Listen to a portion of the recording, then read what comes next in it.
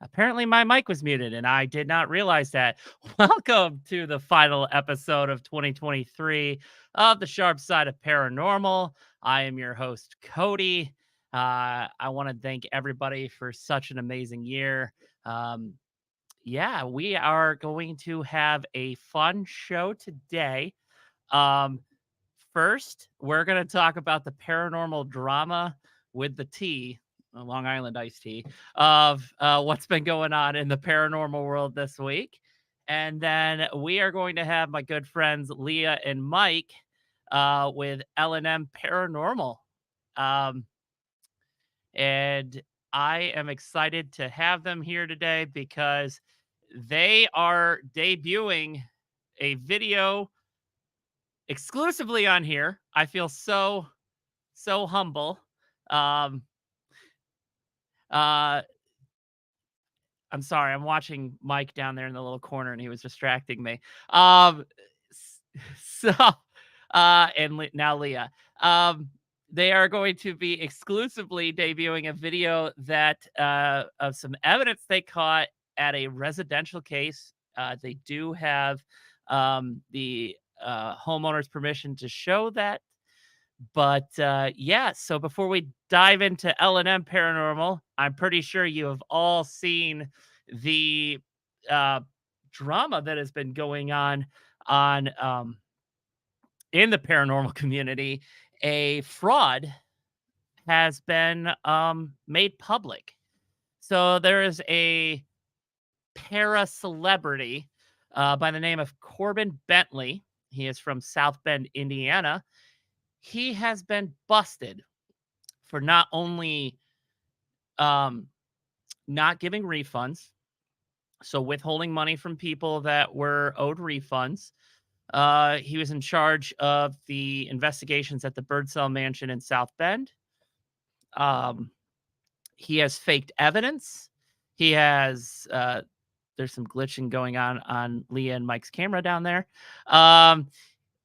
He has also faked social media posts where he's collaborated with celebrities, and it's just not a good situation whatsoever. So I'm going to break down a video um, that he has posted on his Facebook, and I don't know if the video is still there, but this is how he fakes evidence. So we're gonna play this video.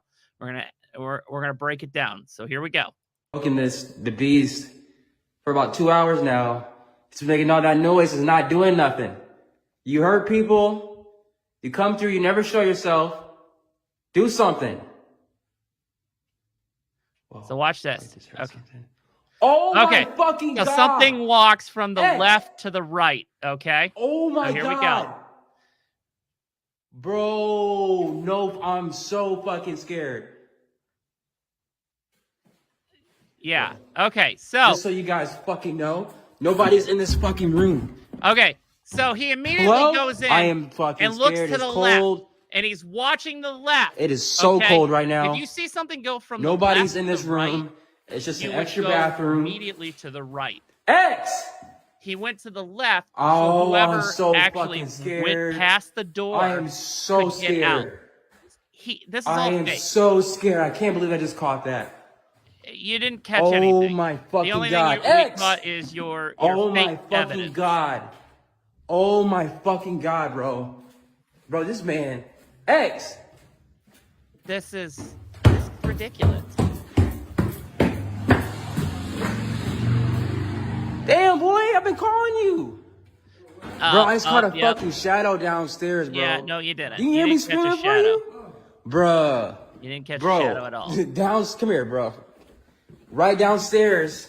All right, I'm gonna in stop the fucking this video.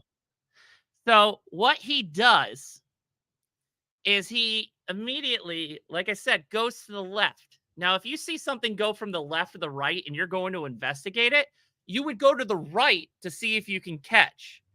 But he doesn't do that because then he would bust his friend that walked in front of the camera. I'm sorry. That's just it's that kind of stuff that gives the paranormal community such a bad name.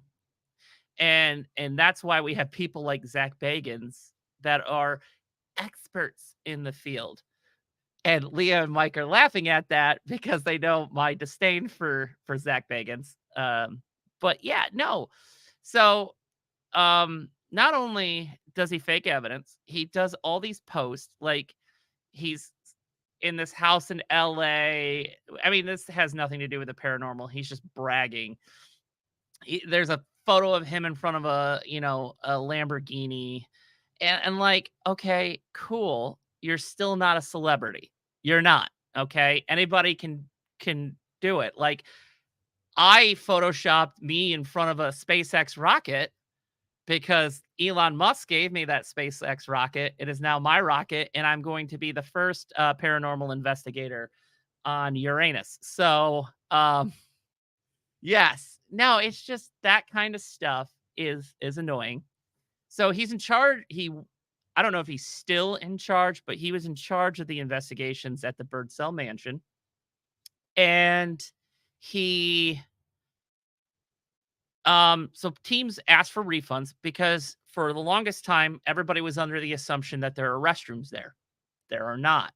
He was making people go around the corner to a gas station to use the restroom.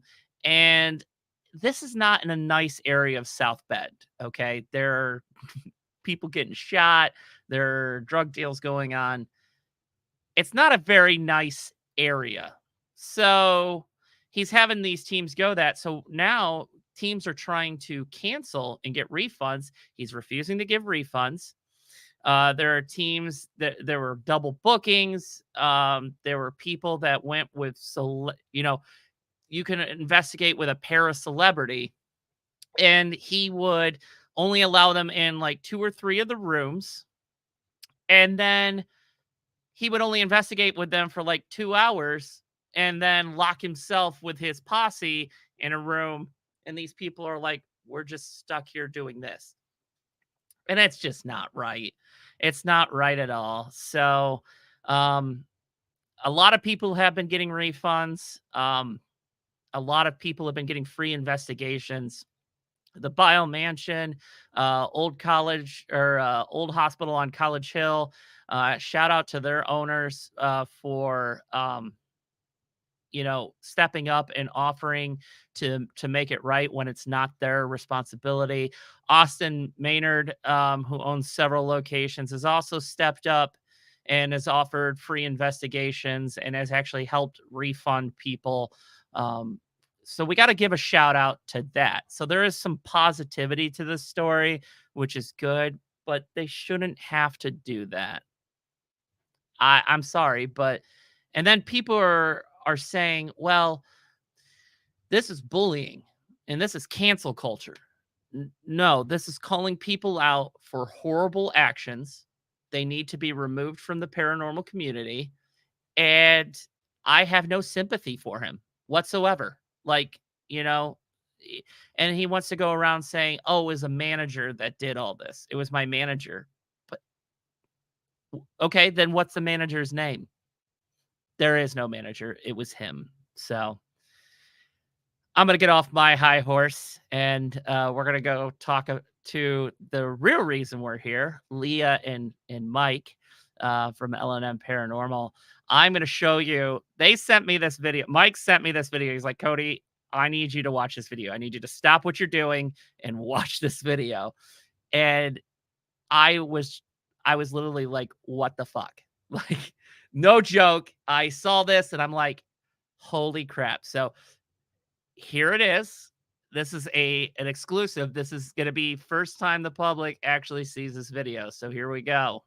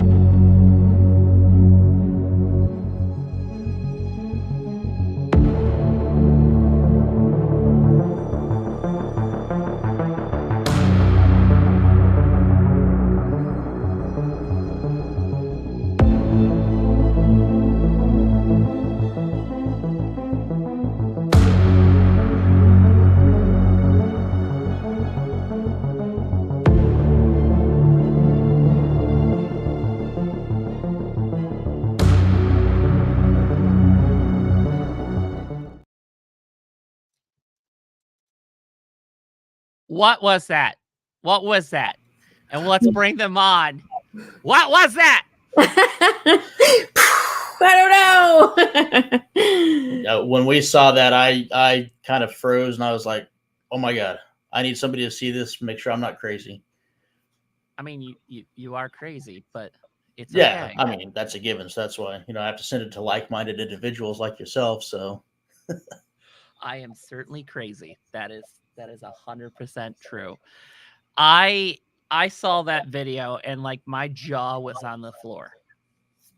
the Because more we watched it, the more we caught. So like that first shadow that was on the wall and the ceiling, we caught that at least 5 or 6 more times, but it was in different patterns. Um, and then that second video, initially we just saw the shadow in the doorway of the kitchen, but then we went back and watched it, and then I saw the black ball shoot from the opposite side of the screen, which is where I was sitting, and then I slowed it down, and then there was a lighter color ball shoot before that black ball. So there's actually 3 shadows in that second clip. So it blew my mind. I was on a podcast I was on Old World with Nick, and we were talking about the golden goose of evidence, and we all strive to get that golden goose, and what we just saw was the golden goose of That's evidence. exactly how I described it to the homeowner. I said, I don't want you to freak out by the black shadowness, but I want you to know that investigators go for a long time and they try to catch this. And we caught it several times in your house. So don't freak out, but here it is. Don't freak out. We've caught these shadows, and then we caught these balls just flying through the air. We caught orb. I wouldn't say it was an orb, but like shadows just. It looked like an orb, a black orb. Yeah. I guess it would be an orb. I don't know, but I just like you sent me that video. I have watched it numerous times. I put it up on my big screen TV and like try to like debunk every single aspect. I tried debunking the shadow that went across. I tried debunking the orb shooting from one room to the other, and I couldn't. Nothing I did could debunk it. Well, yeah, and that's why I sent you the video, because you got a lot more experience in the video world than I do, and I want somebody to say, "Hey, no, this is a reflection or something," but reflection's not going to cast a black shadow like that. There was, the road that she lived on, there was a lot of traffic. It was almost like Main Street. So there were several cars that were going past her house, and none of them did that. So and that's what I kept looking, because there's that picture on the wall, and I kept looking to see like if like a car would go by, and nothing correspond with the actual shadow. And I'm like, okay, so they caught a shadow figure, like a shadow move across the room, and they caught an orb shooting across the room. yeah. So what was the homeowner's reaction to that? Well, she was actually pretty calm, because she, I guess, was looking for something like that, because she knew something was in her house and she needed that validation. I think at first she wasn't quite expecting that much validation, but she took it really well. She seemed relieved. I mean, we had talked to her before that about everything that was going on in her house and kind of how to help her with it, because it just, everything that was going on was like a perfect storm to kind of create the negative energy. And so she had to do a lot of things to kind of de-escalate it, So she's got loved ones there with her that are watching over her. And then she's got I think because it's a rental house, I feel that there's from previous renters the leftover energy from them, because we used to live in a rental house, and I kind of know how what that's like, and it just all kind of created a negative energy, and I think she kind of got that under control, and so we were able to show her our visual evidence, and that just kind of helped validate everything for her. If I was a homeowner, it would and I saw that, I'd be like, what's the phone number to the nearest Remax agent? I am going to be selling this. And, and, and luckily in Indiana, I don't have to disclose that unless I'm directly asked. So there we go. A little tidbit. You might want to check on your state laws, but certain states, you don't have to disclose that it's haunted unless you're directly asked. So there you go. But no, Thank you about asking. yeah, that's gonna be the question. Is this house haunted? Do you know if it's haunted? That's what I want to ask. I'm just gonna pay Leah to come, look at houses with me. Let's do it. I'm down. Because you have medium abilities, and you're kind of expanding on that. Yes. And I know you've kind of touched on that before. So you had a near-death experience that kind of triggered this. Am I right when I say this? Okay. Yes. Yeah. Do you want to talk about that? You want to hear the whole near-death experience story, or if you want to share it, I'm more than willing to hear the actual story. Yeah, absolutely. Was it 3 years ago now? Yeah. About 3 years ago now. I got really sick. And I couldn't stop throwing up. I couldn't function. I couldn't get off the couch. And that just went on for about 2 weeks. Mm-hmm. And there was just this, I woke up, I couldn't move, and Mike got home from work. I was kind of waiting on him. I couldn't even take the kids to school that day. They had to walk. They went without lunch. Like I couldn't function. And he came home, and I told him how, I was like, I'm really sick. I don't know what's wrong. And he's like, okay, well, do you need to go to the hospital? And I said, yes. And he goes, well, I have to call an ambulance. Because we had the two littles. And I said, yes, call an ambulance. And I don't do that. We don't call an ambulance for anything. But I was like, yeah, something's really wrong. And I kind of don't really remember a lot after that. I mean, they kind of woke me up, I guess, in the ER a couple times. I remember them saying my name, and I responded to that. And then the next thing I knew, I woke up, 3 weeks later. So she went to the first hospital. He'll fill it in. I'll fill in the blanks. She went to the first hospital, and they did a CT scan, discovered that she had a GI bleed. So they quickly realized that this was outside of their scope. This is a smaller hospital with just a PA on staff and a couple of nurses.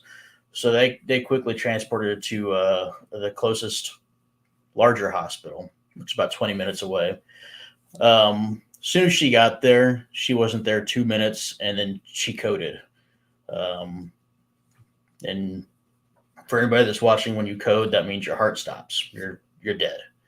So they put me in the quiet room.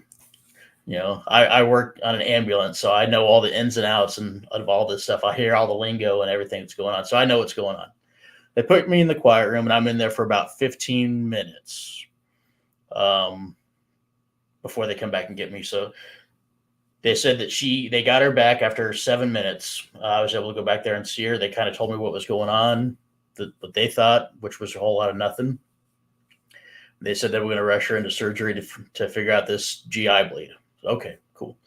They go into the surgery, and they think they find it, and they go upstairs to the ICU. As soon as they get to the ICU, the doc comes out and tells me, say, hey, her abdomen is distending so much that she can't breathe. We need to relieve the pressure. Okay, do that.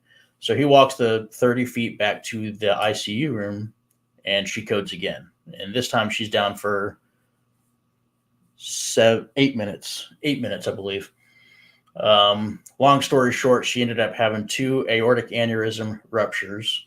So that means 2 arteries, her splenic artery and a gastroduodenal artery, had both ruptured. Thank God that it was right there on the table in front of the surgeon, so he was able to fix it right then and there. But she was in a coma for 2.5 weeks before they woke her up. So for the first week or so, we weren't sure if she was going to make it or not. But then she started making recovery, and just every day was just a step into the right direction. Finally, after 2.5 weeks, they took the breathing tube out. She kind of woke up, and the first thing she asked me, she can't talk yet, but she writes it down. First thing she asked me goes, "Did I die?" And I said, "Yeah, you did, twice actually." But and then after that, it was probably a little over a year long recovery process before we kind of get to this Leah here. Yeah. Yeah, they left me open for a year before he could stitch it all back together, because he just sliced me right down the middle from top to bottom.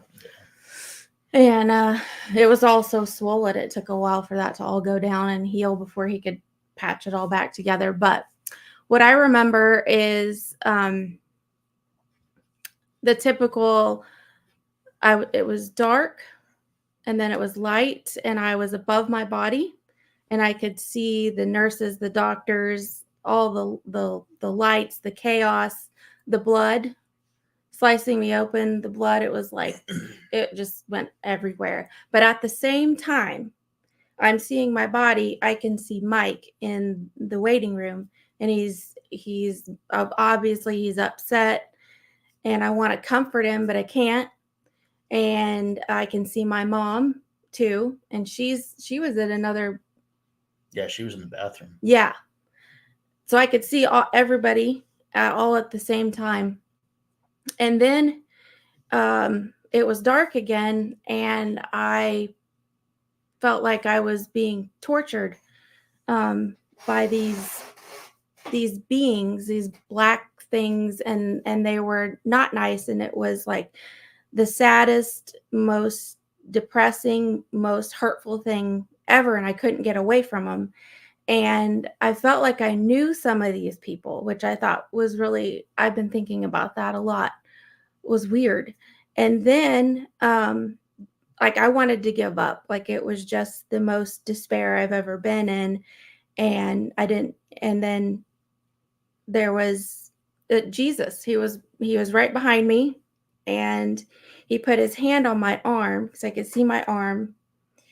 Put his hand on my arm, and he said, "No, just wait." And it was like the most peace I've ever felt in my life wash over me, and I could rest and relax, and all that darkness went away. And then I remember seeing other people in the hospital that had passed away. So it was like an old lady, and I could see her son was there. I knew it was her son there to get her belongings, and she was just sitting there, just watching him, and we kind of looked at each other.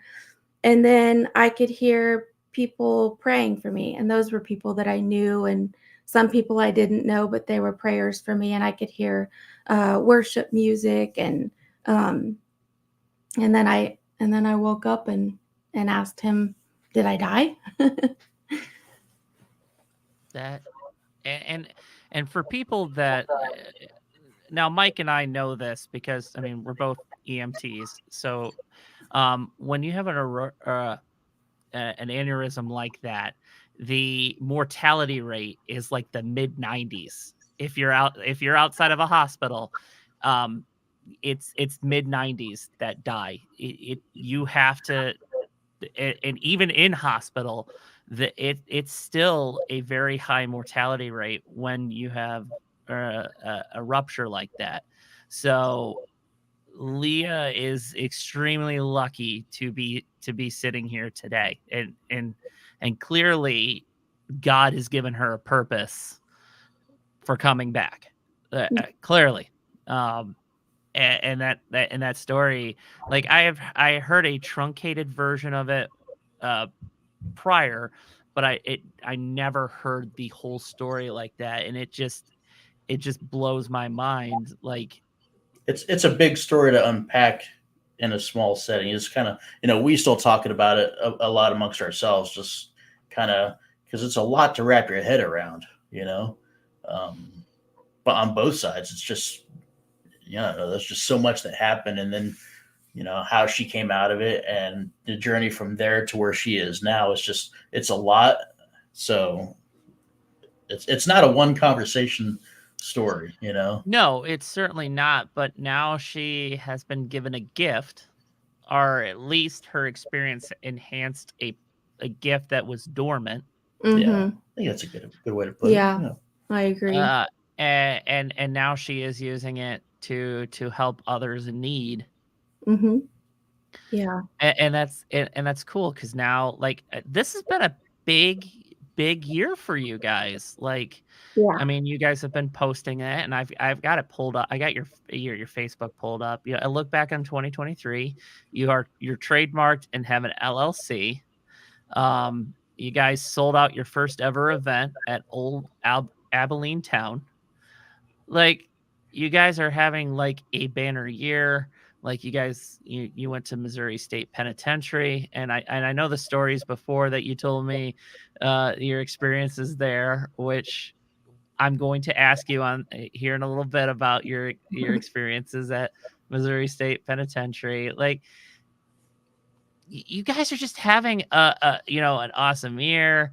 Like, you guys are doing residential cases. Leah's now doing, readings. Like, this is like, you guys are going to be the next pair of celebrities. I don't know if I want to be.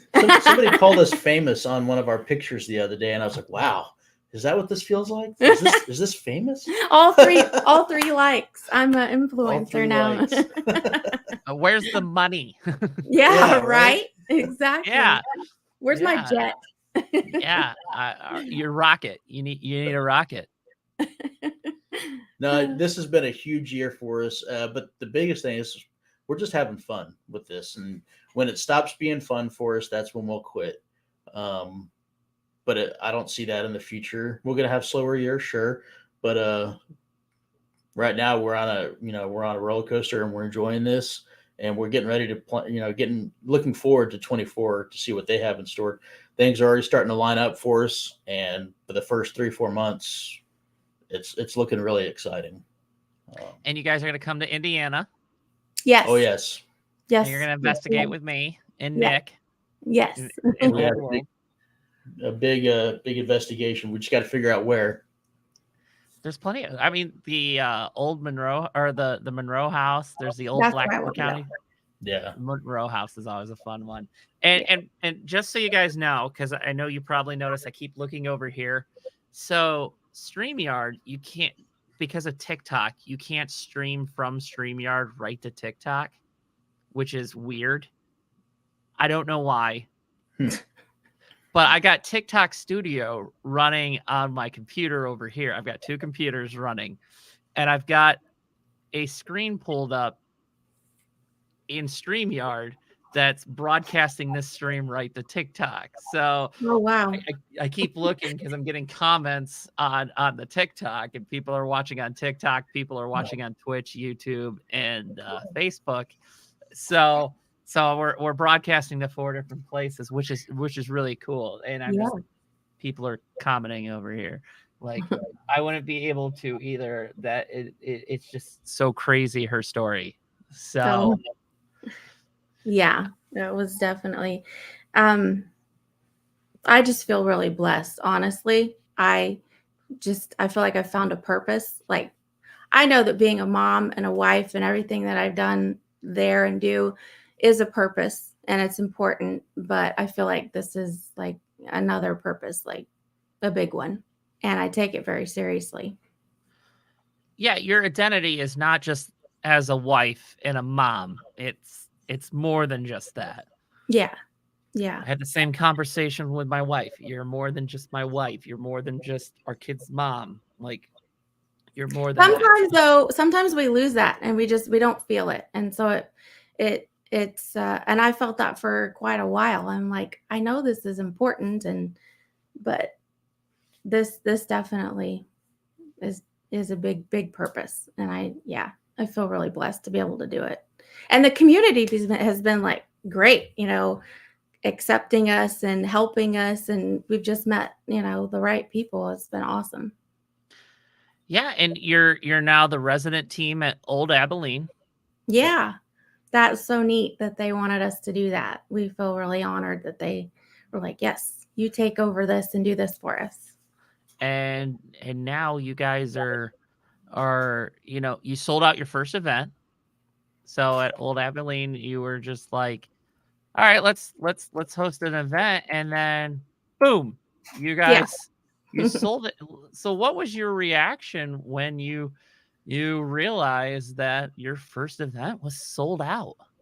Well, I cried because I was really excited and Disbelief. I really, just surprised. Like, why? We're not that cool, but okay, cool.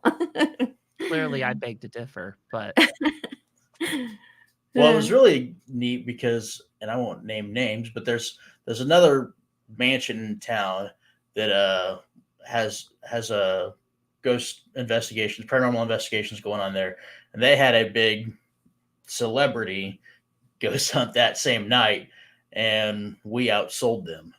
So, not that it's a competition, but it's kind of a good feeling, It's like, it's wow, definitely obviously this is nothing in this is a competition. no, absolutely Everybody not. at the top is collabing, but it is definitely an ego boost when you sell more Yeah, than like a celebrity. But you guys are celebrities too, so you guys are famous. big fish in a small pond here. Yeah, Exactly. there you go. No, and that's and it's great. I see. Listen, I have thought about like finding a location and hosting an event, but I'm like, who's gonna want to come investigate with me? That's Like, what we thought. Yeah. like, I've nothing. I mean, yes, I volunteer as ghost bait, and yes, I scream like a little girl. Um, But that's the I s- fun part of it, Yeah. I though. guess that would be the fun part, but Yeah, you still take it serious. yeah, I Hey, and don't. judging from what happens to you when you go to the sanatorium, I kind of want to go there with you now. I want to put you in front of the nurses station, and I just want to see if she comes out I again. want to see Screaming Cody. Well, definitely when you guys come to Indiana, we could totally, go to ISS because I mean, over 100,000 square feet. That place is huge. Like Yeah, I would, yeah, I would scream like a little girl. It'll happen. It always happens every time I've been there. I've screamed like you know what? Actually, every investigation, I scream like a little girl. So. That's funny. well, I would And probably scream too, but I make it a rule. I don't wander off by myself. No. I've seen too many scary movies. that's my thought every time I go in. I'm like anytime I'm like setting up cameras by myself, I'm just like, I've seen like so many scary movies that this is how it starts. This is Like how it starts right here. Yep. there I don't know if you've ever seen there it's a horrible movie. It's just absolutely I watch it only because I find it funny. It's called Grave Encounters. Mm-mm. So what it followed was like this paranormal team that goes and investigates this old asylum or mental hospital, and nothing really happens. There's a few things that happen, and then they go to start packing up, and that's when things start to happen. Like, yeah, it's just but it's so terrible, but it's so funny. I watch it every year just because. But like they get like stuck in this building, and like they break down the front.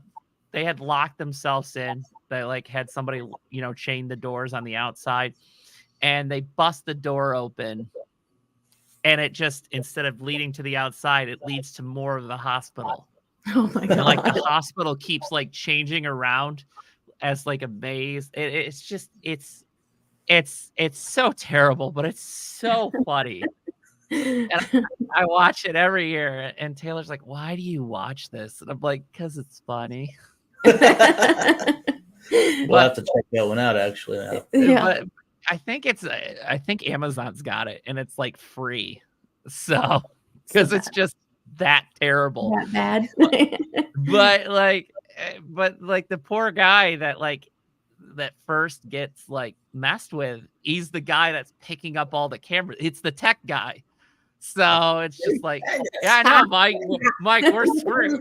So, It's over there. we're setting up the cameras and tearing them down, and the ghosts are fucking with us. So, Uh-huh. I just but I wanna bring up a point. So, like, you know, you're clearly,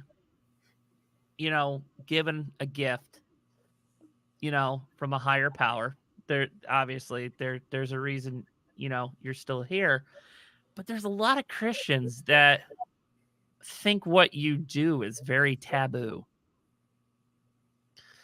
Um, yeah, because I remember, see, I grew up in the Lutheran church, and when I was growing up, the show Medium with Patricia Arquette, Mhm. where she was the medium and helped the police out, was like a really big show on NBC. And I remember talking to my youth pastor about it, and he's like, "Oh, that's bad, talking to the dead is, satanic." And I'm like, "Why? She's doing good stuff. She's helping the police solve these crimes." And well, God doesn't see it that way. And I'm just like, this doesn't make sense. So I don't know, maybe the religion has come around a little bit now that, I mean, late 90s, early 2000s, paranormal stuff was taboo. This has always been a really big taboo, but now it's more mainstream. Yeah, that's true. Um, we still catch a lot of flack from the Christian community, telling us that exact same thing right there. What we're doing is bad. We're conjuring demons and what else is it? All the spirits that we run into, they're all evil. Because when you die, you either go to heaven or hell. There's no in between. There's no ifs, ands, or buts. Heaven or hell. And that's kind of how we were raised. And I heard more of the ghost stories growing up from my grandma, but still in the church, that's what was said, right? And so yeah, once we started doing all this, a whole lot of That was weird. That was weird. that was very weird. Yeah, a lot of our I don't know if I want to say beliefs, because we're still very strong Christians. We still believe in God. We still believe in the devil. Yeah, And Jesus is the way, the truth, and the life. None of that's changed. You go to heaven or hell. But you can come back and you can visit, or there's more to it than just you go to heaven or hell. That's it. There's more to it than that. Everything that I've encountered so far, helping people and doing readings, the people that I'm contacting or channeling have a story to tell. They have something really important to say. Something happened to them that shouldn't have happened, or that's so far been most of them. But I've had a few that they just come back to reassure their loved ones that they are there and they are doing the right thing, and that it's okay. And sometimes they'll say, the way that they'll say goodbye is, "I'll come back and chat with you later." Or I'm always there with you. Yeah, I'm always there with you. And then sometimes they'll say, "Listen for this kind of bird," or "Hear the bells," or they'll say signs for them, So I grew up like Mike did, though, like heaven or hell, and talk to the dead, and there's angels and demons, and that's that. And I believe in all that. Of course it is. But after dying and being in all those places at once and encountering spirits, it kind of changed my whole perspective on all that, you know, that I feel like, and this is just my opinion, but I feel like we're kind of, I don't know, like you need to go and research it and read it and study it yourself, because there's more to it than what you hear in the church and just what you hear from your pastor or what your mom and dad told you.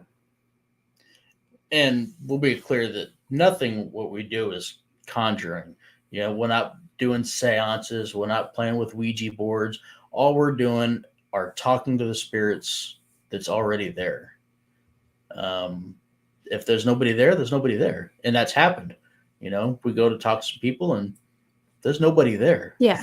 So there's none of that conjuring stuff. Now that's crossing some lines. I feel like when you start doing that, you start doing the seances and that kind of stuff to try to invoke a spirit.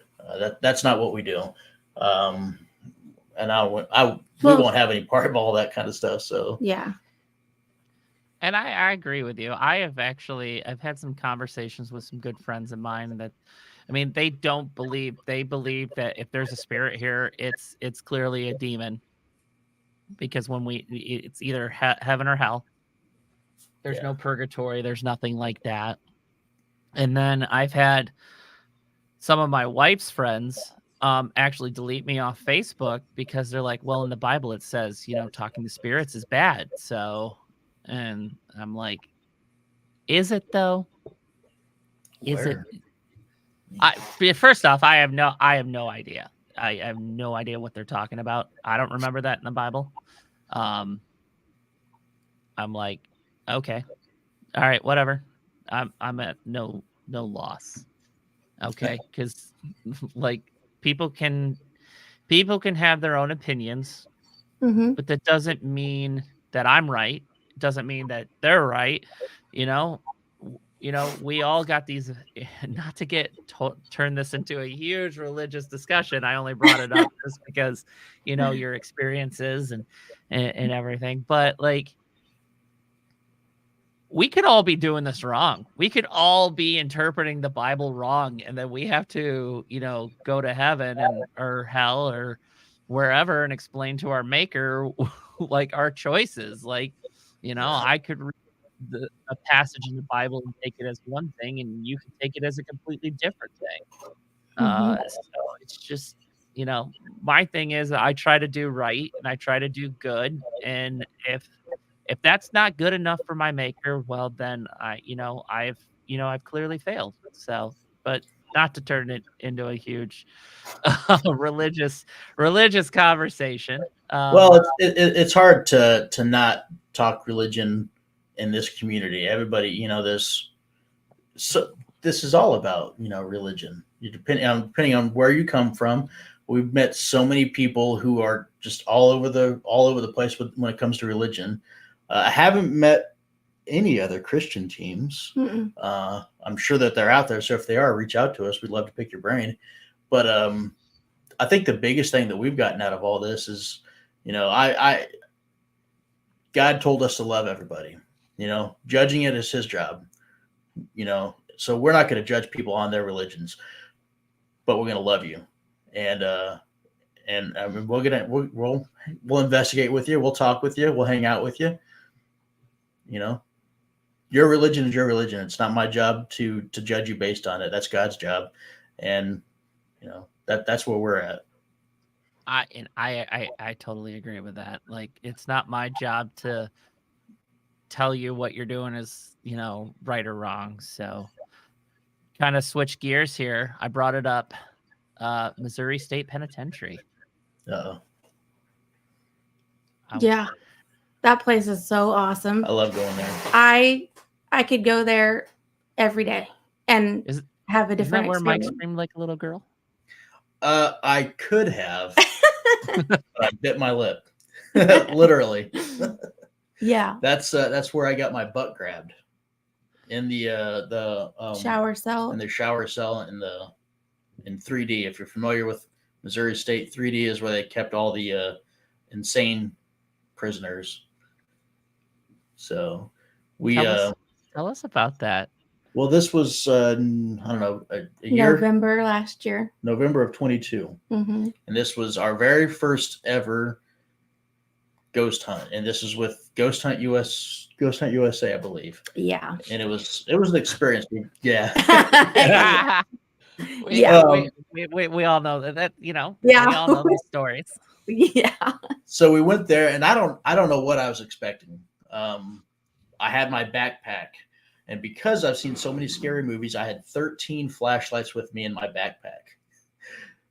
Because it's inevitable. Your battery dies, you lose a flashlight. Nope, not this guy. I've got 13 backups. So, we go there and we go through the tour, and they take us to different sections of the prison. I didn't realize there was going to be over 200 people there. But they take us to different sections of the prison, and they show us different techniques. And one of the sections was down in 3D, down in the solitary confinement. And the way the guide described it down there was that's where the paranormal is. The not normal paranormal, I think is what he said. And he's very, very right. So what they did was they wanted everybody to get into a cell, and we were going to shut the lights off, and we're just going to feel the environment. Which is my favorite. Just kind of just take in the environment and see what it's telling you. Okay, not a problem. So we walk down to the very end, and of course it's the shower cell. Whatever. I did that on purpose. I didn't know that. So I'm walking, I've got my backpack, and I'm holding on to the strap right here. And in my other hand, I'm holding on to Mama's hand, because I don't go anywhere without holding on to Mama's hand. We go into the shower cell, and she goes all the way in. So she's standing right in the middle of the cell, and I'm in the doorway. So behind me, I've got a wall. And then on the other side, I've got the actual door. So I know my surroundings. I'm right here, and I'm looking at the ground, because in my head, if I don't look up, I can't see them, so they don't exist. And I've got Mama's hands. This is kind of how I'm standing, just like this in the doorway. All of a sudden, I feel this hand on my butt, and it just does one of those things. And I look up, I'm like, wait a second. There's a wall behind me, and I've got Leah's hand. What just grabbed my butt? And then the guide says, does anybody feel anything right now? And I said, yeah, I think I just got my butt grabbed. And as soon as I said that, I got this freezing cold little whirly wind just came on me, and I got dizzy. I was like, okay, I've got to get out of the cell. So I stepped out into the hallway, which is just 6 feet right in front of the cell, and it's black. I can't see my hand in front of my face. And this is where I realized, when they describe shadows as blacker than black, this is where I saw this at. So I'm sitting in the hallway, and I just see this just wisp of black right in front of me. I'm just looking at it, like, am I really seeing this? So I'm just watching it just kind of just wisp in front of me. Kind of like our video. Yeah, just kind of like the video, just like that. And then it would come up, and it would just go, and it would be right in front of my face, and then it would back away. And then it'd come right in front of my face. And you know that feeling when something is right there, you can't see it, but you could feel something. That's what it was. I was like, okay. I want to scream like Cody right now, but I'm not going to, because I haven't met him yet. So, which is funny, because it gave you a little honka on your butt. But I've had that happen at the Pythias. But so yeah, my first ever paranormal investigation, and you guys know the story. I was at ISS. It was with Ghost Hunts USA. And my experience in the nurses station was during that time where there's no lights, so, and I'm not going to tell the story because everybody's heard the story a billion times, but it was during that same thing. So yeah, I don't like doing that. That's my favorite. I like no lights and stuff. She'll do that. She'll sit down in the dungeons there in Missouri State by herself. Not me. I can't do it. Nope. No. there's tunnels at ISS. No, I'm that guy, and I did the same thing. I had a bunch of I went to Walmart right before our investigation. See? And bought a ton of flashlights. And I just got this new one, and I don't think it's downstairs right now. It uses my 20-volt battery off my drill. Oh, and Lord. It's like 1,000 lumens. Wow. It's like the sun. It's so nice. Because I have like, if you go to Walmart, they got the heart power tools. Yeah. Yeah, that's what I have. I have a bunch of those. And this light was only $20. It didn't come with a battery, it didn't come with a charger, but I've got a ton of batteries and I got a ton of chargers. So I bought it, and I took it to my first investigation. I took it to was the Monroe house. And that thing was so bright, but it was She so gets worth mad at it. me for having the light on all the time, and I'm like, listen, obviously from the video we just caught, you don't need to be in the pitch black to catch something cool. See? Yeah, exactly. We weren't in the pitch black when I caught my cat ball rolling. That there was light going on when that happened. That was a cool video. I remember seeing that. Whatever you have to do to justify being a little chicken, it's fine. Hey, it's okay. I'm a man. I'm a man. All right. Yeah, you're my man. Like Mike, I was a firefighter. You're a firefighter, EMT. We've gone into fires, and it's pitch black and dark. That shit's scary, you know. You see, I don't have. This sounds bad, but I don't have a fear factor of that anymore. After everything that happened, I was telling him, I'm not scared of this stuff. I'm not scared. They can touch me, talk to me, whatever. And when I'm doing a reading, there's like a whirlwind around me. Sometimes my hair will move, my shirt will move, like they're there and they're talking. And it's just, most people will be like, oh, that's creepy. They're here. And I'm like, yeah, they're here. It's okay. Chill. It's just a person. It's okay. That's what you're paying me for. I'm, they're Right? here. They're here. Yeah, there you go. Oh, man. Yeah. Yeah, no, that's fine. You can be brave for me. There you go. I got your back from back here. Yeah. You know what, Mike? We'll just be back to back the whole investigation. Like flashlight. When we were first starting out, I was like, hey, I'll just stay at HQ and I'll watch the monitor for the DVR. I got this. And no, I'm slowly starting to get my bravery out. I'm getting there. because you'll get shit that fucks with you while you're at HQ. Mm-hmm. Right? It does. Yeah. Like, yeah. And when I had my experience, I had, I was screaming like a little girl, and my wife's down the hall. You could hear her laughing. It's funny. But she's the type of person that watches the scary movies and she doesn't flinch. Like, and I'm just like, oh. We watched, have you seen Malevolent? Yes. So so the scene that the protagonist goes to the police station and just decimates that whole squad room. Like, she's sitting there laughing, and like, I'm in paramedic school, and I'm getting nauseous during this. Like, I'm an EMT. I have seen dead bodies. I have seen like really horrible things. And I'm getting nauseous. I have to step out of the room. And she is just laughing at this. And I'm like, I'm going to end up murdered. I told her if she murders me, at least make it interesting, because I don't want my episode of Snap to be boring. Right. Because wouldn't you hate that? Like, some girl's like, this is boring, and then changes the channel on your murder. On your murder. No, there needs to be a documentary. Like, where did this start? and that's where it started. Yeah. Now, she's only been to 2 of my paranormal investigations. She's not super into it. She goes. She has fun doing them. But I'm trying to get her to come to more next year. So our places to go are the historical places, kind of. I'm a big history buff.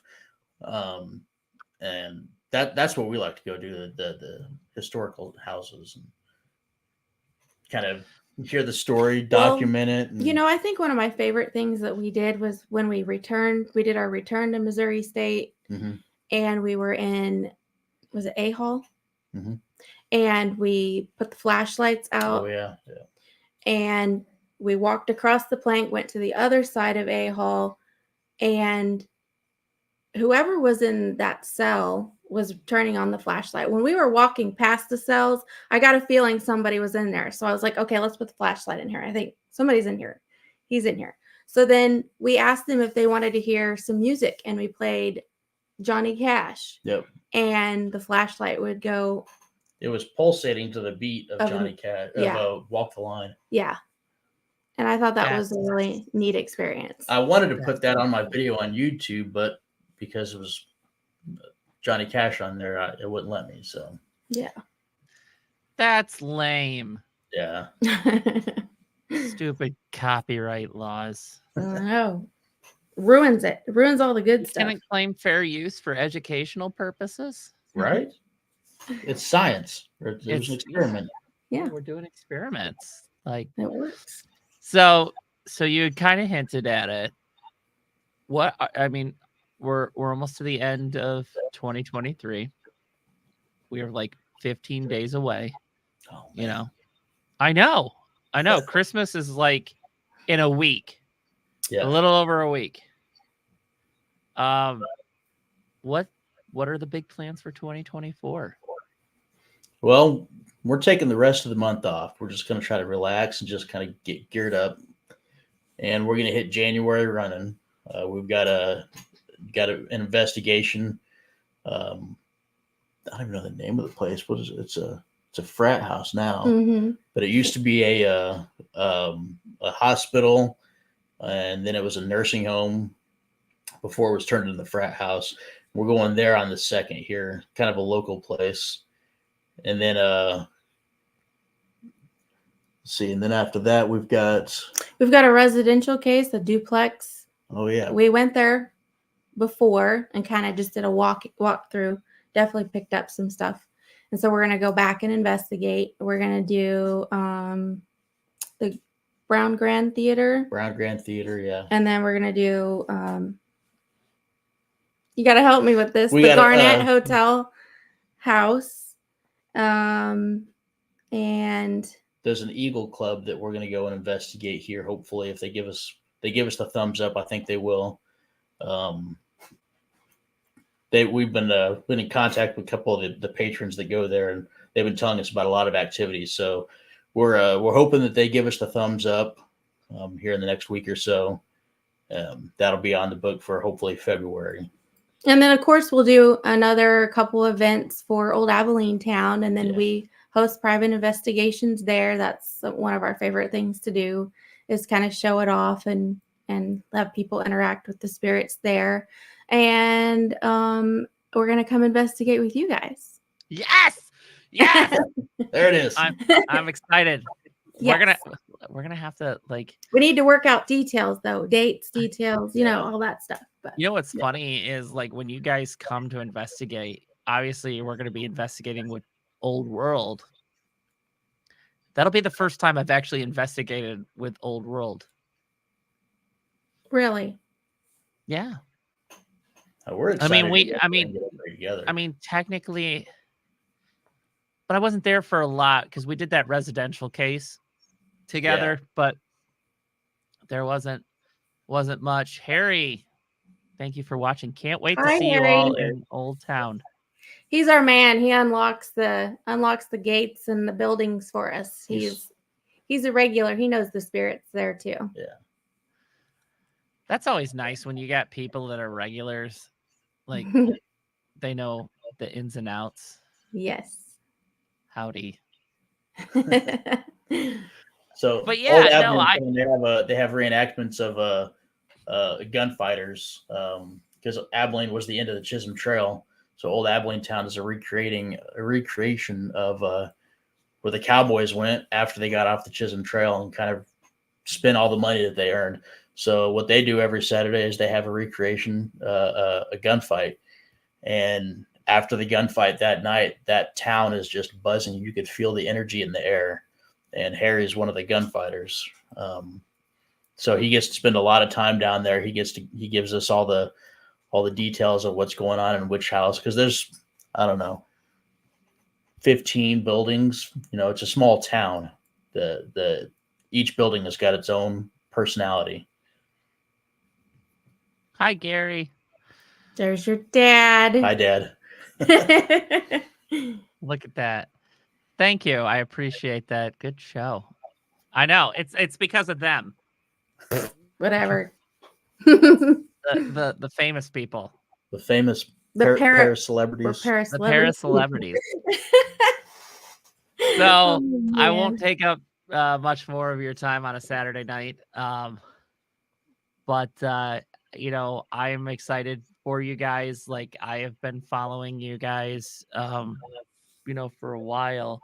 And Leah, I found this book by Tori Westhoff, and I think you would be interested in it.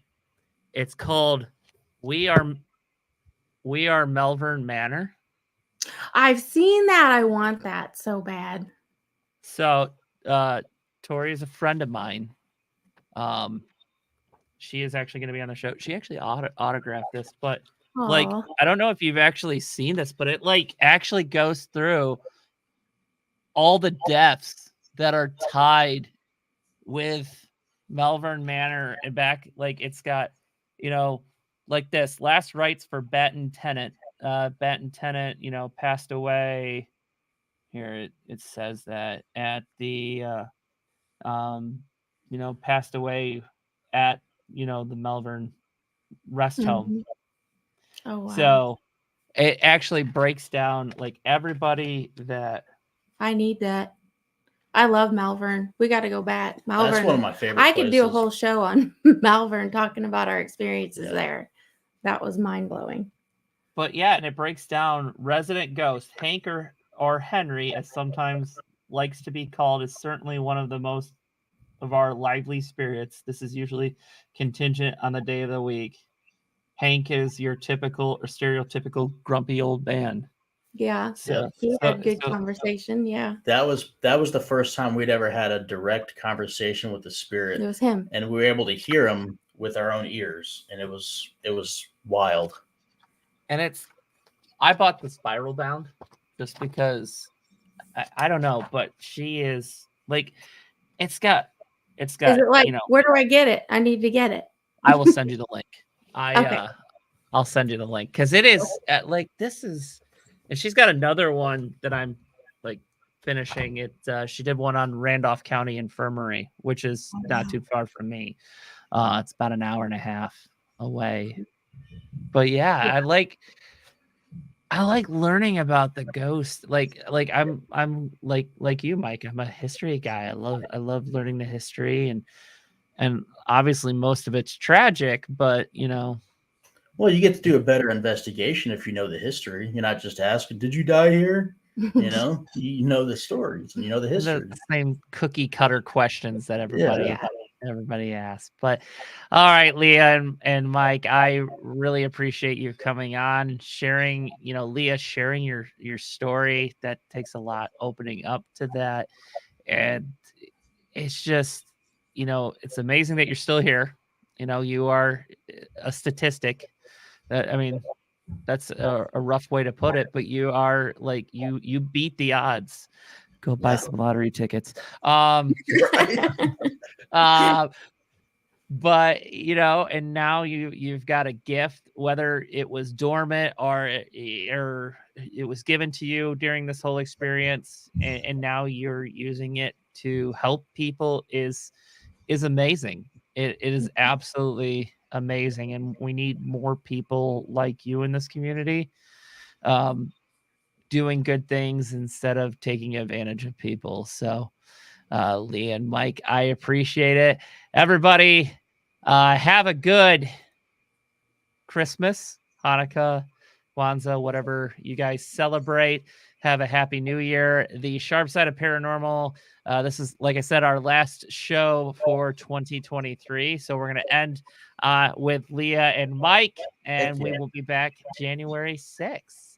So again, thank you. Thank you, for Cody. Thanks We for appreciate everything. it.